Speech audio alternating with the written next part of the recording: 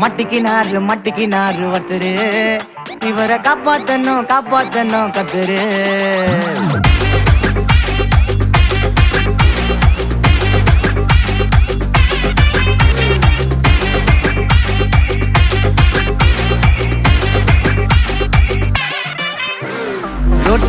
ரொட்டு கடை குருமா திரும்பி உனக்கு வந்து அச்சுது பாரு கருமா.